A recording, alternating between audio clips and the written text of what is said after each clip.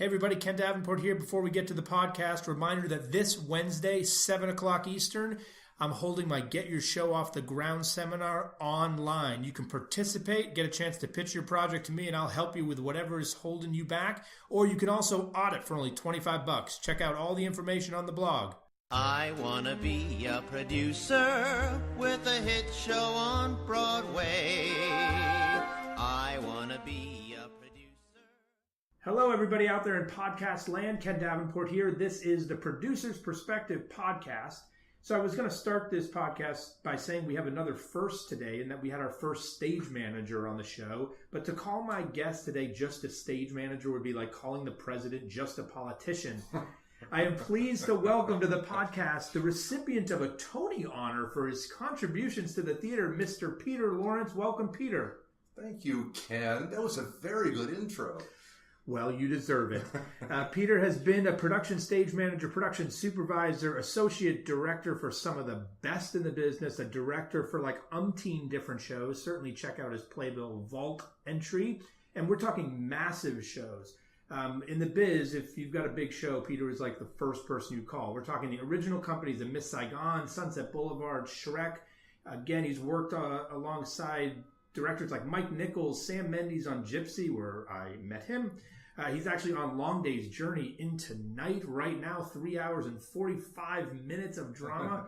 Peter, let's start with how you got into the business. And ready, here's my big impersonation of a stage manager. Go. I lied, is how I got into the business. I came to New York to be a drama critic, Ken. I've been a drama critic. I have a master and MFA in directing from University of Hawaii. Best time of my life. And I was a drama critic for a year for the Honolulu Advertiser, which is the morning paper. And there's an enormous amount of theater out there. And I thought, I can go to New York and be a drama critic. So I came to New York and, of course, got howled out of almost every newspaper in New York City. And I would write sample reviews and send them in. So I was selling tickets at the Mercer Arts Center, an off-Broadway complex of theaters that fell down famously in 1974. And a guy walked into the office one day, the box office, a guy named Harvey Medlinski. I don't know if you would know that name or not. He was Mike Nichols' first stage manager. Barefoot in the Park, Odd Couple, he did all those. And he had fallen on hard times and was stage managing an off-Broadway show. And he said he'd been hired to produce a chain of dinner theaters. And did I know of any good stage managers? And I said, I'm a stage manager. What does it pay? And it paid more than it paid at the box office. So I said, I'm a stage manager. And that literally is the start of the entire thing, and I just made it up as I went along. And that's how I got started. So I went from dinner theater to stock to off-Broadway to national tours to Broadway shows. I did my first Broadway show in 1977. So in one sentence, what if someone said, what does a stage manager do? How would you describe it in one sentence? A stage manager makes things possible. For instance, every show, I can't do it in one sentence, Ken, sorry. But no one can. I always try to get people to do one sentence, but that's why you're all good guests. Makes things possible, period. How's that? But what it also means is keep things safe, making sure that the artistic environment is safe for the actors backstage. I'm a production guy. And as we were saying even before we started this, I get sort of bored calling cues. But I'm never bored putting a show together. I don't care what the show is. I don't care whether people think it's good or bad. I love it. I love putting together shows. So in putting together the show, on musicals, it mostly has to do with the architecture, to make sure that the set can whirl around and move properly and not kill anybody. And on a play, it normally means keeping an environment in which the actors feel free to make fools of themselves. And Mike Nichols really taught me that. He really gave me an aesthetic about making sure that being a fool in rehearsal is an okay thing to do. Because that's how you find things, in rehearsal. Mike would humiliate himself sometimes in rehearsal just to give the actors the freedom to do so. He would tell stories on himself that were terrible, humiliating stories. But then the actors felt like they could take chances. So I think my job is to make sure that everybody can do theirs. That is, sometimes a director, if it's a new director, may need some help. Sometimes it might be a designer who needs help. Sometimes certain actors need help and encouragement and need a pal. It depends upon the show. But I think my job is to make things possible. Having been through the production period of so many shows and Can you get a sense of when a show is going right and when a show is going wrong in that period? You're probably not going to like this answer, Ken, but the problem is I fall in love with my shows. And it's like when you first start dating someone, you don't notice that tattoo. So sometimes when I'm in rehearsal, all the time, I fall in love. Jonathan Kent, with whom I just did Long Day's Journey into Night, directed Man of La Mancha, which I did with him. And I was the associate director on that one. And so we're sitting together in a rehearsal hall, and Brian Stokes Mitchell was the star. He came in and had a new take on The Impossible Dream, that old saw that everybody knows.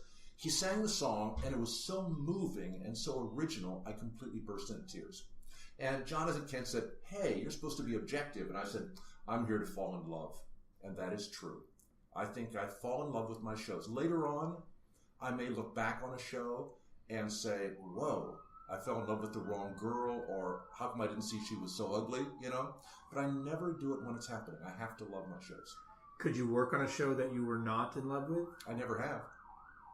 So I don't know the answer to that. Listen, you know my career. I've done a lot of flops in my life, too. I love them all.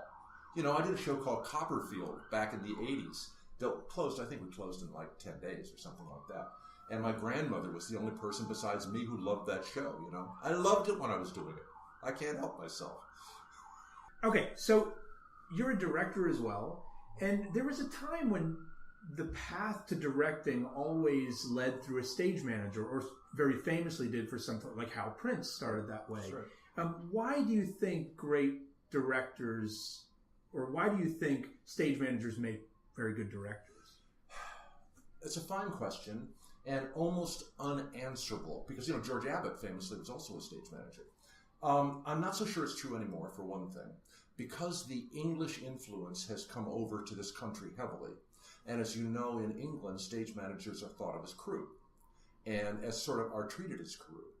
So I think that any English influence here would almost never allow a stage manager to become a director. I mean, I did work for Cameron as an associate director, and I have directed some stuff for Cameron, but it's highly unusual that happens these days. I think also the American system, I wrote this book about stage management, and the reason I wrote the book was my perspective is an American perspective, which is that the stage manager controls and is responsible for everything upstage of the proscenium arch. I mean, listen, you know me, I'm famously sometimes combative about that to make sure that I can represent everything upstage, technically, artistically, and also the welfare of the company. I really believe that should happen. And so in the old American system, when there were fewer people doing things, the stage manager naturally put in all the understudies, naturally directed the national tours, and naturally moved into directing. I think it's not true anymore. I think associate directors are now mostly the path to directing. Many schools that teach stage management do not allow stage managers to take directing courses. There's a separation that's happening in the academic world, but is also, I think, happening just because of the English influence over here. I think it is not so much a path anymore. And I have to say, I know about myself. I told you I have an MFA in directing. And for myself, I'm a better stage manager than I'm a director. And I know that about myself. So I feel more anxious when I'm directing because I don't feel the confidence I feel as a stage manager. As a stage manager, listen, you know me, Ken. I'm completely ridiculously confident in what I do. I don't feel that. As a director, I can do it, and mostly I enjoy it. And remember Dorothy Parker was asked once, "Do you like to write?" And she said, "No, I like to have written." That's sort of what I feel about directing. Do I like to direct? Not so much. I like to have directed, Well, that self-awareness, obviously, I think is very important. I know so many people that aren't that self-aware about things that they do, and that prevents them from moving forward in the other thing that they are so great at. Right. So this is a two-part question. You've worked on a lot of shows as a stage manager. From the stage manager perspective, what has changed the most in the last couple decades? Boy, I can really answer that question. So I grew up in the era of Manny Eisenberg, Mike Nichols, Gene Saks, later Cameron McIntosh, rough customers in the best sense of the word. And let me use Manny as an example. Everybody knows Emmanuel Eisenberg. Manny had a group of people. Artie Sicardi was one. Pete Feller was one. His directors were Mike Nichols, Gene Saks, those guys. We would get together in a room, and everybody, and the company, and Leonard Soloway was the general manager. We would get into a room and slug it out in terms of what the show should be, what the calendar should be, how much time we needed, how much money we needed, and everybody was allowed to have a firmly, and I want to say loudly held opinion. And then Manny would say, okay, I've heard everybody, here's what we're going to do. I love that way of working, and I never felt unheard. I never felt that there were things unexpressed that I had to say, and I believe it's a great way of working. I think we live in an era of nice now in which firmly and certainly loudly held opinions are not welcome. That is, I've had to cut back my opinions I know you find that hard to believe, but I've had to cut back my opinion expressing in recent years. I did Shrek, which was produced by DreamWorks, and I learned a lot. I did a lot of reading after that because it was a hard experience for me, and I think probably for them too. But it was a hard experience because I expressed myself forcefully. And I learned that I did readings on corporations, and corporate executives are meant to toe the corporate line. That is, there's a corporate line, and you are meant to espouse that corporate line in a corporation. Almost any book you would read on a corporation will tell you that. And I think I was viewed as a corporate executive on Shrek because I was employed by DreamWorks. And when I would say things that were counter to what DreamWorks might have wanted, because I wanted to express my opinion on whatever it wasn't particularly welcome. I think this was my fault and not theirs. I didn't understand the environment I was in. And they're very smart guys, DreamWorks. I think I expressed myself incorrectly on that show. And so I've learned, and I've tried to, I think every 5 years our business changes almost entirely. You know this better than anybody can. You are changing it. And I think I've got to change with the business if I want to stay in the business. And that's what I'm trying to do. Another very self-aware comment. I love it. Okay, so I want your opinions, though. I want you to be as opinionated. So now I asked you from the stage management perspective and your personal perspective how the business has changed. But now stand back. You're not employed by DreamWorks or any corporation right now on this podcast. What do you think? How has the business changed as a whole? What's the biggest change you've seen, for better or for worse? I think you said it correctly in the Times recently. When we were talking about the rich get rich and the poor get poorer. That I think, that's what's happening in the country too. But I think, listen, in the 80s, Jim Woolley, who was my assistant on God knows how many shows, I think I've lost count. But Jim Woolley and I did 2 flops a year, all through the 80s. And you could do a show, almost all the shows I did were under $1 million. I mean, I know that inflation has changed all that. But shows would come and go, and they would close quickly as well. We're talking about, there are a number of shows that are currently running right now that we all read Variety. We know what the grosses are on these shows. We know how much money they're losing, but yet they continue to run. I think there's... One of the reasons I'm happy, I have to tell you, I can blow a little smoke here, that you're producing is because you actually know what you're doing. And there are very few producers, most producers, as you well know, are investors now, and who aren't professionals at what they do. That what they want to do is invest in something in the same way they might invest in a shoe company or something like that. So what has changed for me is the hands-on sense of keeping a lid on the money that is spent on a show, because most producers don't read ground plans anymore. They don't read a light plot. So they don't really know what they're spending. They don't know what they're getting into. That there's the sense of very few professionals producing, directing, stage managing shows that we all know how to do. That has slightly gone away in favor of a lot of people who are not full-time professionals in the theater doing it. I don't know if that's a clear answer or not, Ken. I don't think that was a very clear answer. Well, it included Ask a me again. compliment to me, so I'll take it. I think it's a very clear answer. Yeah, thank you for that. What about technology in the theater? Obviously, working on some of these giant shows, you put a helicopter on stage. Right. How do you think that has changed over the last couple decades? And is that better for the theater? Do you like where technology is going? I think all that stuff. I think any kind of progress is good for the theater. Technological, artistic, whatever it is. As a stage manager, these things are really interesting. When I did Sunset Boulevard, that was 1993. That was at the time the biggest show ever done. And then when I did Shrek, was it 5 years ago? That was the biggest show ever done. We invented technology for those shows. That is really interesting, Ken, as a stage manager. When you get into that, nobody's ever done it. Nobody ever flew a 35,000-pound piece of scenery before Sunset Boulevard. Nobody had ever tried to do 3 non-concentric turntables on a deck before Shrek. Figuring that stuff out is so interesting.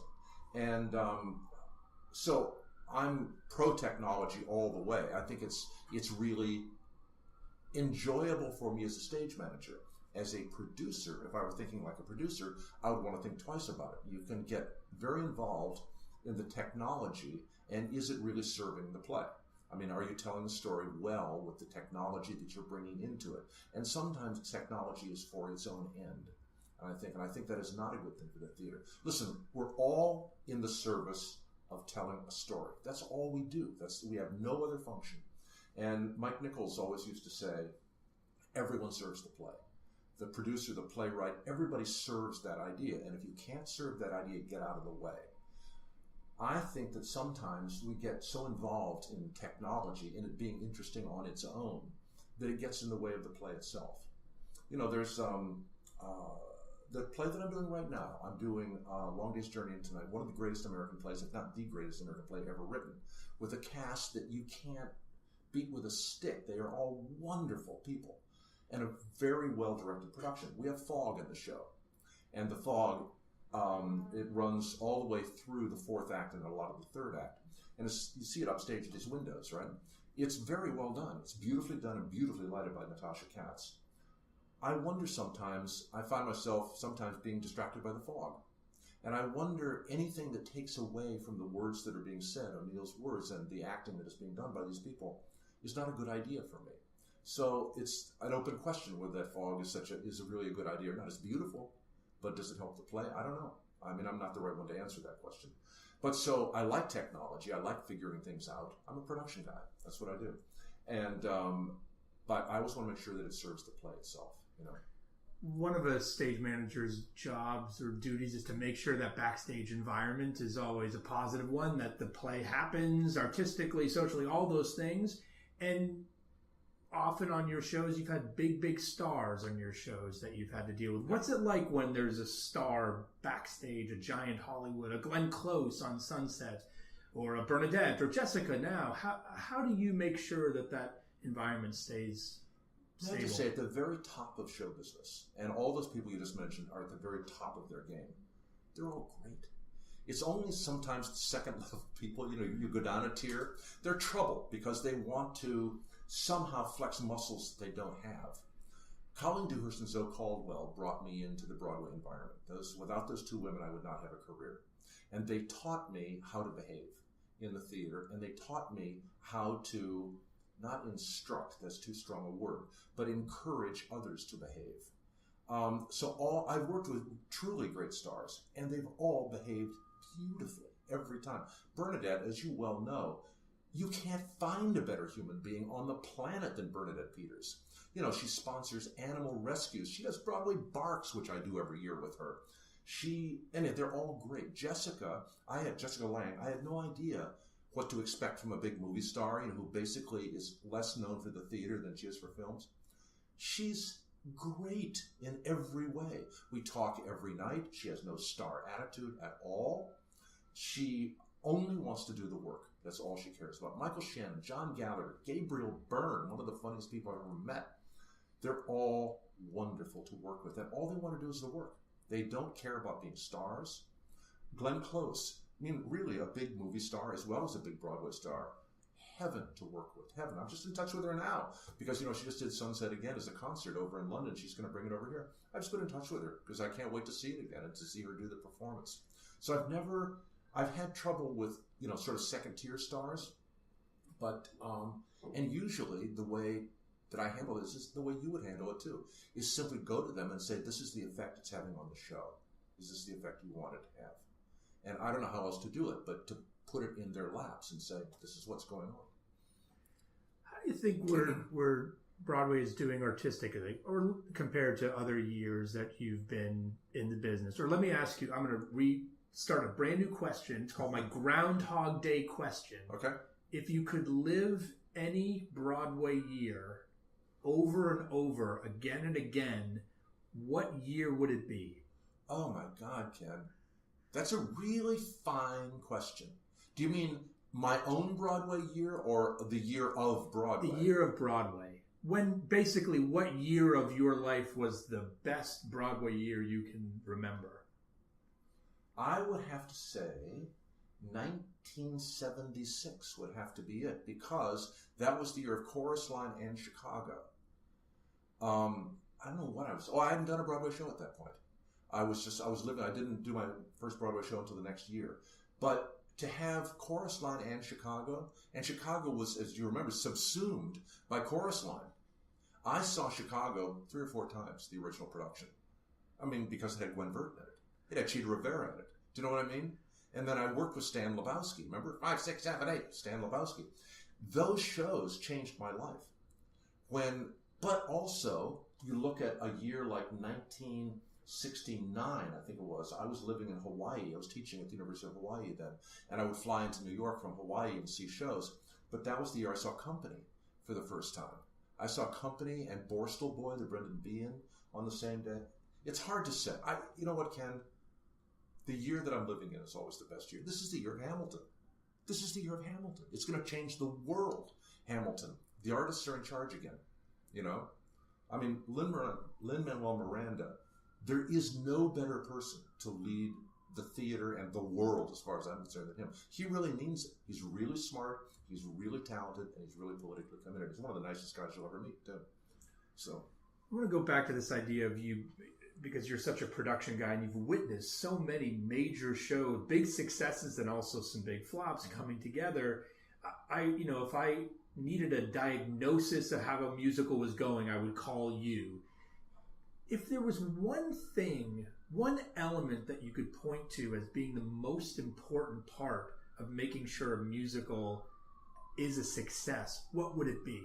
Would you point to the book? Would you point to the costumes? Would you point to the star? Well, famously, Garth Drabinsky years ago did an interview in the New York Times in which he said he had figured out the way in which every show that he would do would be a hit. He'd figured out how to do musicals, and he never had a hit again. I think, listen, you know better than anybody can, the chemistry. It's somehow about the chemistry of the room. And there is...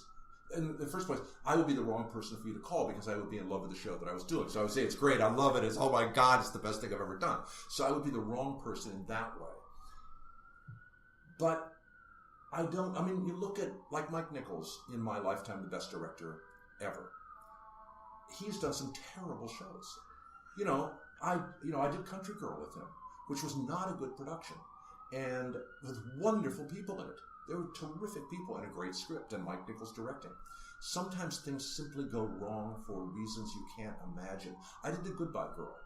The Goodbye Girl, Gene Saks directing, Marvin Hamlish, David Zippel, Neil Simon, Manny Eisenberg, Bernadette Peters, and Marty Short. Slam dunk. I bought a ticket. I think it's the only time. I was in college at the time, and I saw the full-page New York Times ad, and all those names that you just rattled off, and I was like, how can this not be the biggest hit of all time? I'm buying a front-row ticket for a preview. And literally, it was the first time I'd ever seen a Broadway show where I was like, I don't think that was so good. What's wrong? Yeah, the chemistry never happened. And the chemistry happened between Bernadette and Marty, but in hindsight, I almost always know what went wrong. On that one, it was an idea that was past its time.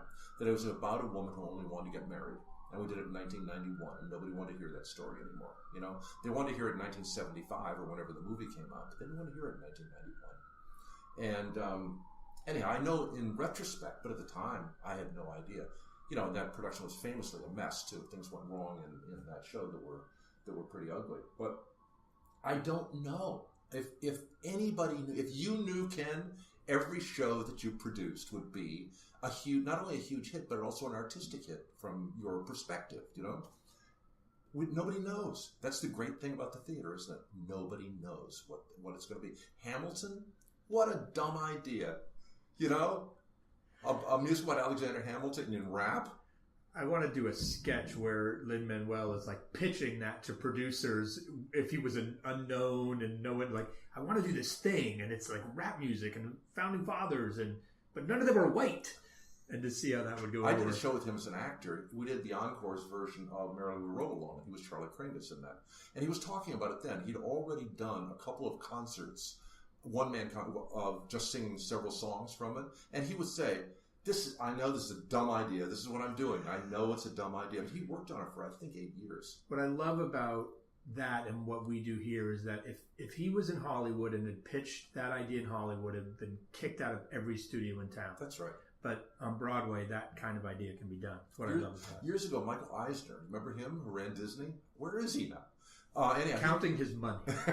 He came to Manny Eisenberg and said he wanted Manny to produce plays, and he Michael Eisner would bring an idea to Manny, and Manny would then hire the people to write that thing. And Manny said, it doesn't work that way in the theater, because there has to be, and Manny used these words, an artistic impulse. And Eisner famously thought Manny was an idiot for saying that, But Manny said it has to come from something the writers want to write about. Yeah, it's so right. I'm kind of an idea guy, and I come up with ideas for shows and plays, and I have on many occasions talked to playwrights who I know, and they're like, Ken, that's a really good idea. I can't write that. Yeah. It's not my idea. I can't get into it. Ken Ludwig said to me, I only write my own ideas because I need that artistic input. Absolutely. And that's why you're asking about can you tell when a show is in production, whether it's going right or wrong? The answer is no, because all the impulses have to be right. And when all the impulses are right, it's magical beyond belief. I mean, when you see a show, you were the producer on The Spring Awakening, right? Spring Awakening was great. It was a great revival. And I loved the original. I saw the original 3 times. I saw your revival twice. I loved it. And I thought, because Michael Arden, wasn't he the director, had the right impulse. Somehow, the way in which he told that story, and Spencer Liff, am I getting that right? Good, right? I guess the ginkgo bilobas kicked in. They had the right impulse for telling that story, and they had the right impulse. The way you guys ended that musical was brilliant. I thought it was an entirely new way of thinking about the end of that. And I cried like a baby when I saw it. All the impulses were right on that show, I thought. Every one of them. I thought every performance was right. But somehow it all came together in a groundswell to make something which was really important. Advice to young people getting into the business, people that want to be drama critics. Drama critics, oh God. People that want to be stage managers or just get into the business in general. You have a great perspective on overall what it takes to work here. Just do it. Whatever it is, just do it. I mean, when I came to New York and I was thinking about maybe I should be a director, people said, just rent a space and just direct something. Just direct something. So if you want to, if you believe you can do something, just go ahead and do it. I think that's the only way. I still write some criticism every once in a while just to keep my hand in, you know what I mean? Because I enjoy it, and I also enjoy figuring out what I actually think about something and being able to say it succinctly. But I think that's the only advice there is. I give advice to a lot of stage managers and some directors who want to get into the business, and all of it is just find a place and just do it. Just do your job. Okay, my last question, which is my other James Lipton-like question. It's called my genie question. I want you to imagine that the genie from Aladdin comes to pay you a visit and says, Peter, I want to thank you for your contribution to the theater. I'm going to give you something even more valuable than that Tony Award you got for it. I'm going to give you one wish. What's the one thing that drives you so crazy, that gets you so mad about Broadway, that keeps you up at night, that makes you pound a table, that makes you want to scream and yell? The one thing and only one that you want this genie to wish away. Okay. I actually know the answer. But I think you're not going to like it because you're a producer. I think investment in the theater is not only monetary. I've written a whole proposal to Actors Equity that they're roundly ignoring right now about the lab contract is one of the things that makes me berserk in our business. Because I've been working on, there's a musical, Bull Durham, which I really believe in. I really like this show, and I've been working on it for 6 years. It's like $100 a week here, or the lab contract is like $1,200 a week, but it's not much, and it's short term. All the actors who have done this show have contributed mightily to the shape, the direction, the music, the idea behind this. I've done many, many, not only readings, but labs. I did the labs of Rocky that go on, and then I didn't get the show of Rocky, and there's nothing for it. The actors who contributed, the stage managers, even design ideas that come in. These are all investments in the theater. And my proposal to Actors Equity is that everything be based on a royalty. That is, remember the old workshop royalty of 1%? Yeah, I'm not going to bore you or the podcast right now with the percentage breakdowns, but I think that once you as an artist or a craftsman of any sort are involved in a show, you are therefore contributing and investing in that show. And I think that you have a right to a piece of it if it goes on, a tiny piece, not a huge piece, but some piece of it that acknowledges that you've made a contribution to that thing. So I find now there's a lot of cynicism from actors and stage managers, any Actors Equity member, about doing 29-hour readings, 2-week stage readings, or labs, because everybody says, well, they're going to hire a star, they're going to hire somebody else when it happens. And they've written lines as they go. They've shaped the entire thing. So the thing that I would wish is that as a community, that we would recognize that investment is not only monetary. And I think that contributions to an eventual, and look, what is it, 20% or something of shows pay off, isn't it? Or is it 25%? Some low percentage pays off. So the chances of anything happening are remote. This isn't so much about the money. This is more about we are all involved in the same project, and everybody has a contribution to make. Some people contribute money, some people contribute craft, some people contribute their artistry to the show.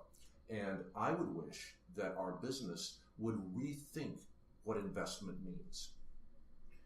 It's a fascinating idea, first of all, and something that I am actually very open to. I love that idea of allowing people to participate. I think it gets them more vested in, hopefully, the success of the project and willing to do more. I also think even scale, can come down. I think it's all about, let's invest. If the show fails, we all fail. If the show succeeds, we all succeed. It's a fascinating debate that is going to be, I think, at the forefront of discussion over the next year or so as the Hamilton situation continues to be be resolved. Thank you for doing this podcast. Pleasure, Ken. Thank it's you great to see you, too. And Ken, congratulations to you, man. Thank you. Your career is really, really going beautifully. Thank you very much. Plug the book for us. What's the name of the book? Oh, it's called, it's a boring title because my publishers, I want to call it Go or something, punchy like that. My publisher said, no, it has to be Googleable. So it's called Production Stage Management for Broadway. I start snoring when I say the title, but it's Googleable. But it's on Amazon, too. Production Stage Management for Broadway, Peter Lawrence. Got it. We'll include a link to it in the blog about the podcast. Thank you so much. Thank you, all of you, for listening. We'll see you next time. Don't forget, this Wednesday, 7 o'clock, get your show off the ground online. Participate or audit for only $25. Check out all the info on the blog.